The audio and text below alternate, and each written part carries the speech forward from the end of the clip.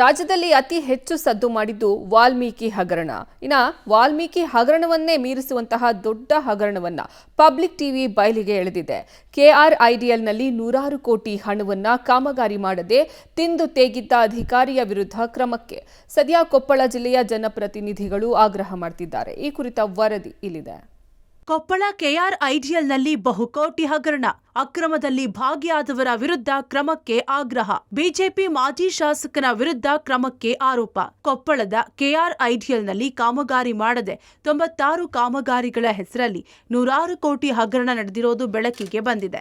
ಸದ್ಯ ಈ ಹಗರಣದಲ್ಲಿ ಭಾಗಿಯಾದವರ ವಿರುದ್ಧ ಕ್ರಿಮಿನಲ್ ಕೇಸ್ ದಾಖಲಿಸಿ ತನಿಖೆ ನಡೆಸುವಂತೆ ಕೊಪ್ಪಳ ಉಸ್ತುವಾರಿ ಸಚಿವ ಶಿವರಾಜ್ ತಂಗಡಗಿ ಸಿಎಂ ಹಾಗೂ ಕೆಆರ್ಐಡಿಎಲ್ ಎಂಡಿಗೆ ಮನವಿ ಮಾಡಿದ್ದಾರೆ. ಈ ಕಾಮಗಾರಿಗಳು ನಡೆದಿದ್ದ ಬಿಜೆಪಿ ಸರ್ಕಾರದ ಅವಧಿಯಲ್ಲಿ ಅಂದಿನ ಕನಕಗಿರಿ ಶಾಸಕ ಹಾಗೂ ಇಂದು ಬಿಜೆಪಿ ಜಿಲ್ಲಾಧ್ಯಕ್ಷರಾಗಿರೋ ಬಸವರಾಜ ದಡೇಸುಗೂರ್ ಈ ಅಕ್ರಮದಲ್ಲಿ ಭಾಗಿಯಾಗಿದ್ದಾರೆ ಅನ್ನೋ ಆರೋಪ ಕೇಳಿ ಬಂದಿದೆ.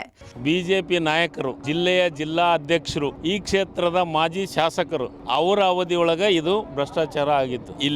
ಇಲ್ಲಿ ಕೆಲಸ ಮಾಡಲಾರ್ದ ದುಡ್ಡು ಎತ್ತಿದ್ದು ಅದನ್ನು ಈಗಾಗಲೇ ನಾನು ತನಿಖೆ ಮಾಡಬೇಕಂತ, ತನಿಖೆ ಒಪ್ಪಿಸ್ಬೇಕಂತ ಈಗಾಗಲೇ ಸಂಬಂಧಪಟ್ಟಂಥ ಸಚಿವರಿಗೆ, ಸಂಬಂಧಪಟ್ಟಂಥ ಇಲಾಖೆಯ ಮುಖ್ಯಸ್ಥರಿಗೆ ಮಾತಾಡಿದ್ದೀನಿ.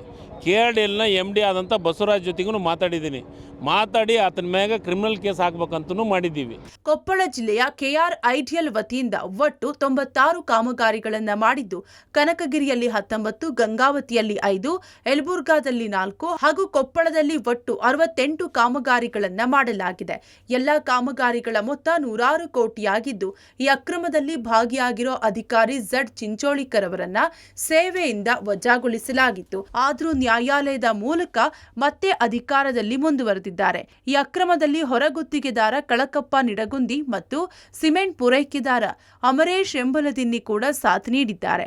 ಸದ್ಯ ಎಲ್ಲಾ ಕಾಮಗಾರಿಗಳ ತನಿಖೆ ನಡೆಸಿ ಲೋಪವೆಸಗಿದ ಅಧಿಕಾರಿ ಹಾಗೂ ಇದಕ್ಕೆ ಸಾಥ್ ನೀಡಿದ ಎಲ್ಲರ ವಿರುದ್ಧವೂ ನಮ್ಮ ಸರ್ಕಾರ ಕ್ರಮ ಕೈಗೊಳ್ಳುತ್ತೆ ಎಂದು ಕೊಪ್ಪಳ ಶಾಸಕ ರಾಘವೇಂದ್ರ ಹಿಟ್ನಾಳ್ ತಿಳಿಸಿದ್ದಾರೆ. KRDL MD ಅವರಿಗೆ ಈಗಾಗಲೇ ನಾನು ಮಾತನಾಡಿದ್ದೇನೆ ಮತ್ತು ಜಿಲ್ಲಾಧಿಕಾರಿಗಳಿಗೆ, CEO ಅವರಿಗೆ ಯಾವ್ಯಾವುದು ವರ್ಕ್ ಇನ್ಕಂಪ್ಲೀಟ್ ಆಗಿದೆ ಅದು ಕಂಪ್ಲೀಟ್ ಮುಗಿಸ್ಕೊಡ್ಬೇಕು ಮತ್ತು ಯಾವ್ಯಾವುದು ಟೈಮ್ ಬಾಂಡ್ ಕಾಲಮಿತಿಯೊಳಗೆ ಮುಗಿಬೇಕಾಗಿತ್ತು ಅದನ್ನು ಕೂಡ ಮುಗಿಸ್ಬೇಕಂತಕ್ಕಂಥ ವಿನಂತಿಯನ್ನು ಇವತ್ತು ಅಧಿಕಾರಿಗಳಿಗೆ ನಾನು ಮಾಡಿದ್ದೇನೆ. ಸೊ ಅವ್ಯವಹಾರ ಆದರೆ ಅದಕ್ಕೆ ಅವರು ಈಗಾಗಲೇ ಕಮಿಟಿ ಮಾಡ್ಕೊಂಡಿದ್ದಾರೆ, ರಿವ್ಯೂ ಮಾಡಿದ್ದಾರೆ. ಅದು ಯಾವುದೇ ರೀತಿ ಅವ್ಯವಹಾರ ಕಂಡು ಬಂದಲ್ಲಿ ಅವ್ರ ಮೇಲೆ ಕ್ರಮ ವಹಿಸಬೇಕಂತಕ್ಕಂಥ ಮಾತು ಕೂಡ ಈಗಾಗಲೇ ಹೇಳಿದ್ದೇನೆ.